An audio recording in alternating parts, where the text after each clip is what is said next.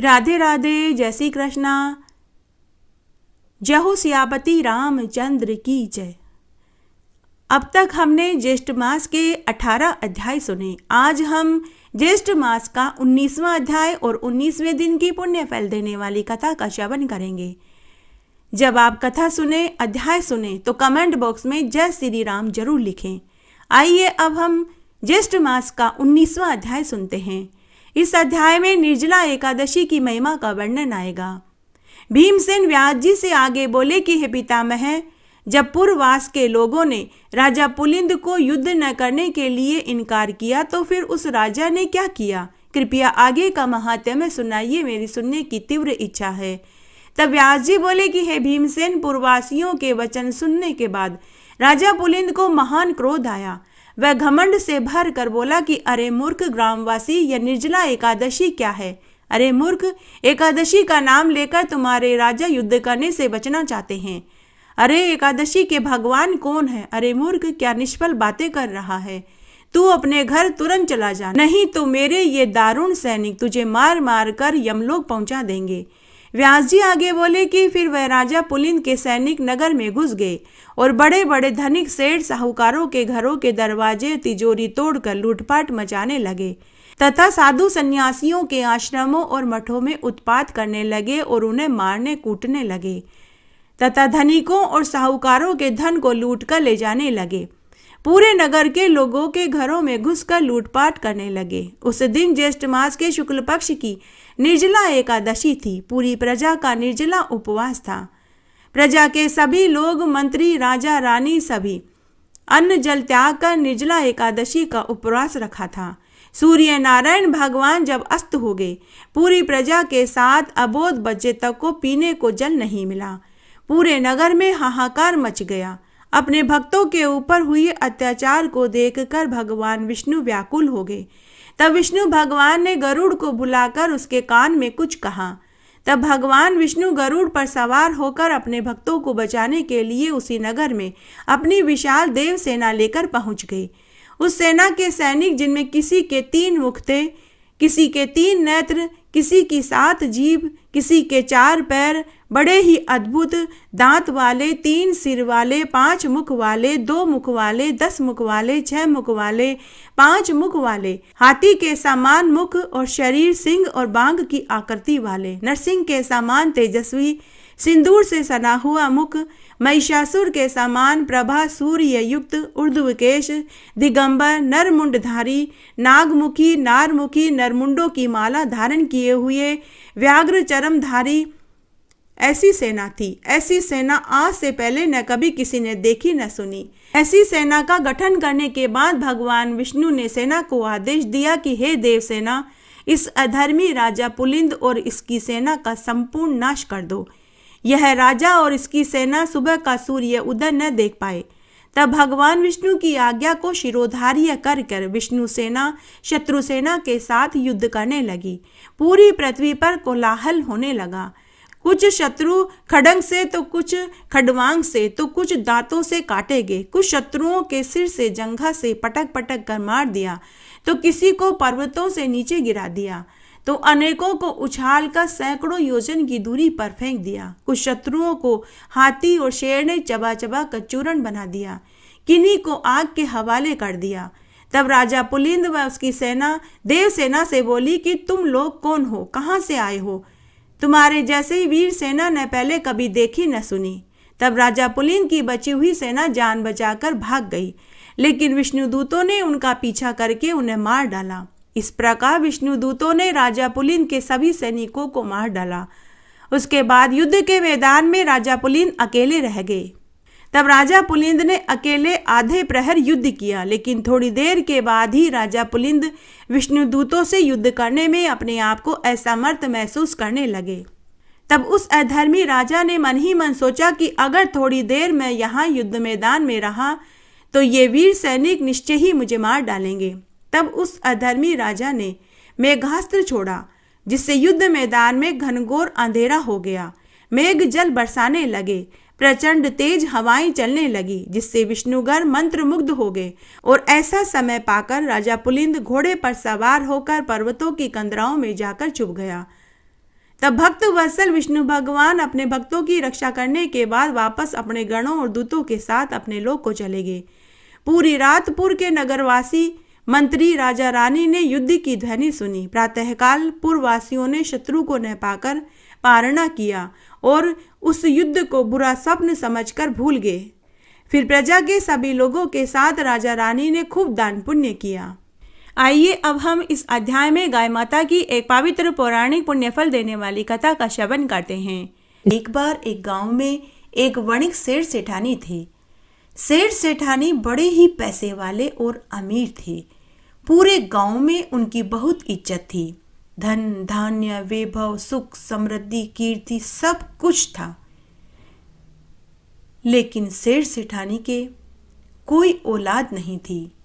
शादी के 30 बरस बीत गए। घर में माल मलकियत का कोई धनी धोरी नहीं था। सेठानी ने एक दिन सोचा कि हमारे पास इतना धन दौलत है, लेकिन इसका कोई उत्तराधिकारी नहीं। तब एक दिन सेठानी ने सेठ जी से कहा कि हे स्वामी, आप मुझे एक गाय लाकर दीजिए। मैं गाय की सेवा पानी करना चाहती हूँ ताकि हमारा अगला जन्म सुधर सके। पूरा समय मैं घर में अकेली रहती हूँ, मेरा मन नहीं लगता। गाय की सेवा पानी करूँगी, गोबर पोटे उठाऊंगी तो मेरा दिन अच्छे से निकल जाएगा। तो सेठ जी ने हामी भर दी। लेकिन 15 दिन निकल गए, सेठ जी ने गाय लाकर ही नहीं दी।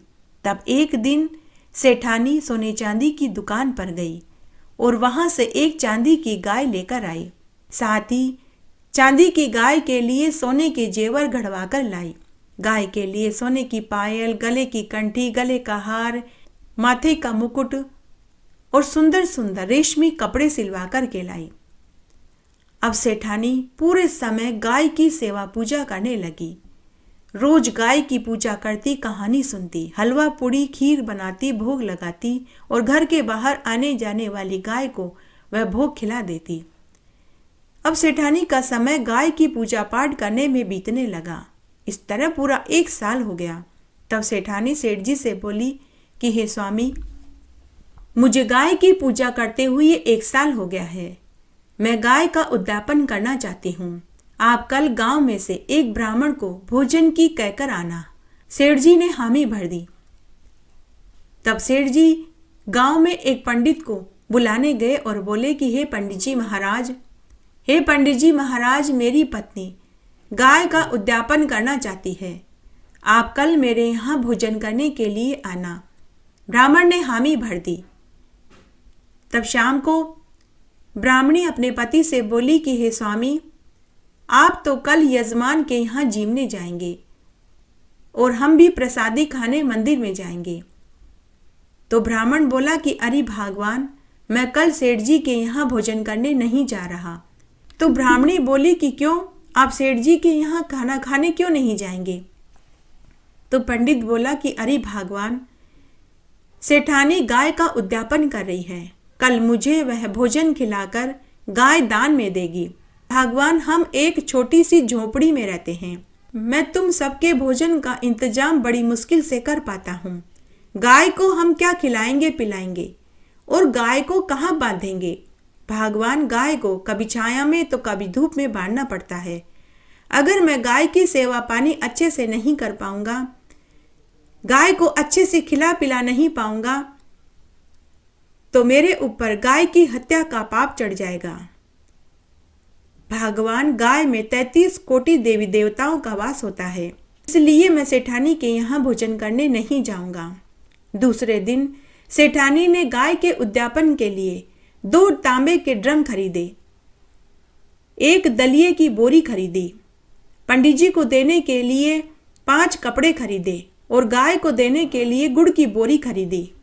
सुबह जल्दी उठकर स्नान आदि करने के बाद पंडित जी को खिलाने के लिए तरह तरह के व्यंजन बनाए।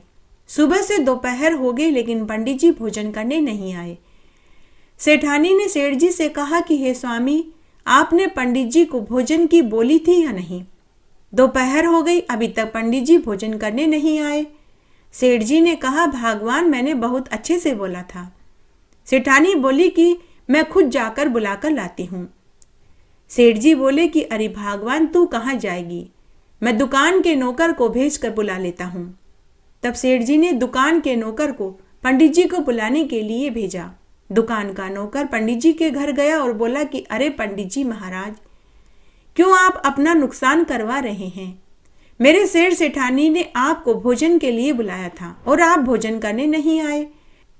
मेरे सेठ सेठानी आपको चांदी की गाय, गेहूं का दलिया, गुड़ की बोरी और 2 बड़े बड़े तांबे के ड्रम देंगे, साथ में नकद नारायण और आपके कपड़े और दक्षिणा भी देंगे।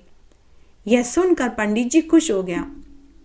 मनी मन सोचने लगा कि चलो चांदी की गाय मिलेगी, अन्न धन मिलेगा तो कोई दिक्कत ही नहीं है। पंडित जी उसी समय नौकर के साथ सेठ सेठानी के घर भोजन करने के लिए आ गया। सेठानी ने पंडित जी का खूब आदर सत्कार किया, तरह तरह के व्यंजन खिलाए, विदा में चांदी की गाय दी। गाय के सोने चांदी के गहने, कपड़े, दलिये और गुड़ की बोरी, पानी के लिए 2 तांबे के ड्रम, पंडित जी के कपड़े और दक्षिणा के रुपए दिए। साथ ही खूब सारा भोजन भी दिया। पंडित जी यह देखकर बहुत खुश हुआ। पंडित जी ने सेठ सेठानी को ढेरों आशीर्वाद दिए।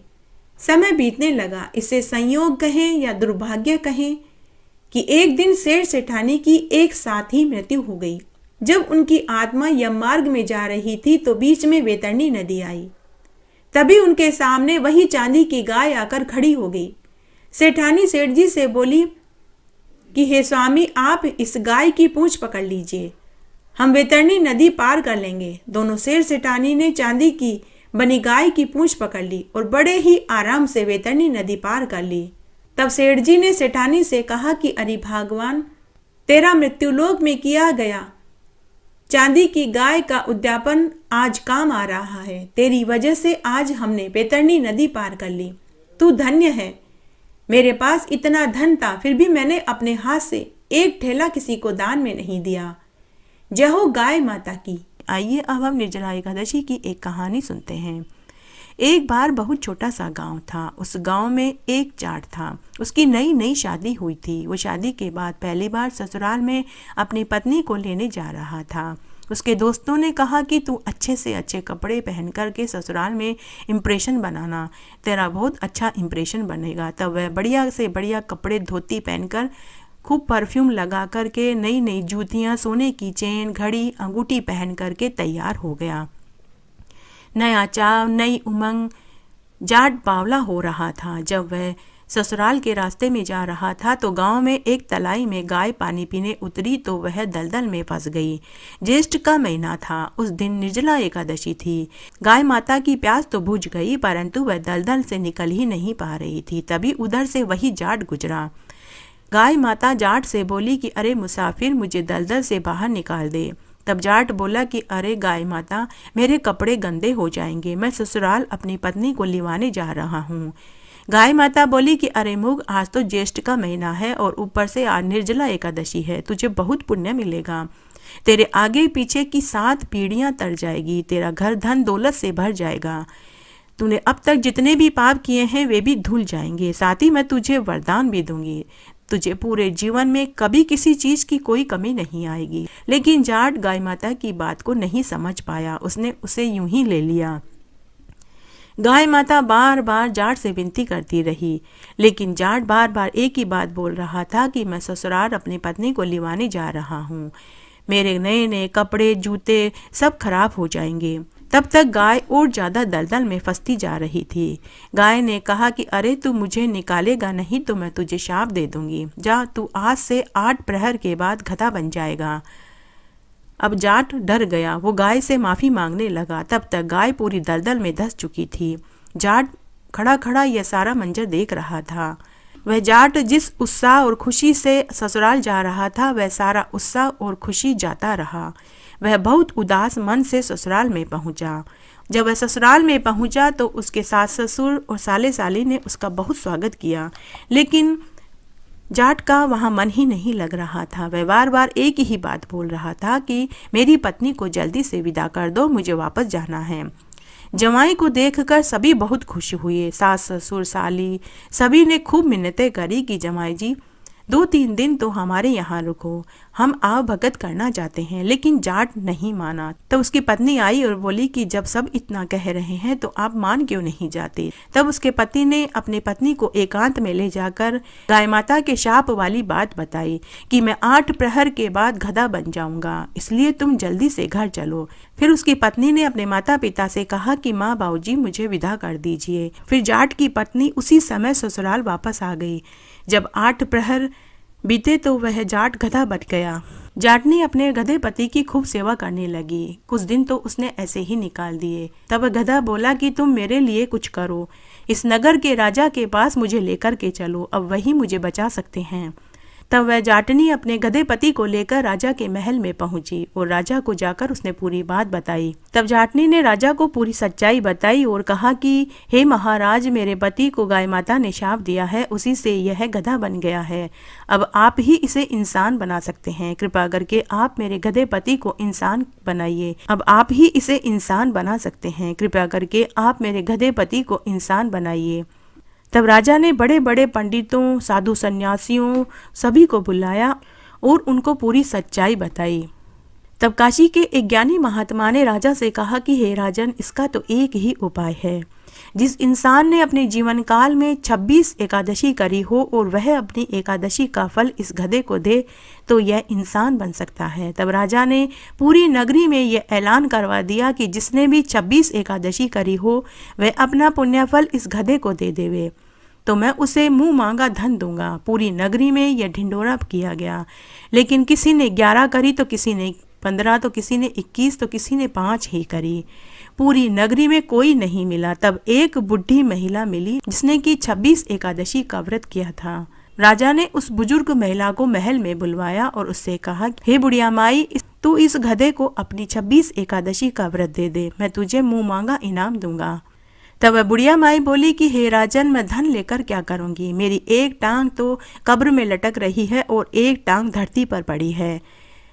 हे राजन, मैं 25 एकादशी का व्रत का फल दे दूंगी, लेकिन निर्जला एकादशी के व्रत का फल मैं खुद रखूंगी। तब राजा ने पंडितों के कहे अनुसार उस बुढ़िया माई से संकल्प भराकर उसकी 25 एकादशी का व्रत उस गधे को दे दिया गया। उसी समय वह गधा इंसान बन गया, लेकिन उसके गधे की पूंछ रह गई। इसलिए हमें 11 का व्रत जरूर करना चाहिए, चाहे वह कृष्ण पक्ष की हो या शुक्ल पक्ष की। दोनों एकादशी में भेद नहीं करना चाहिए।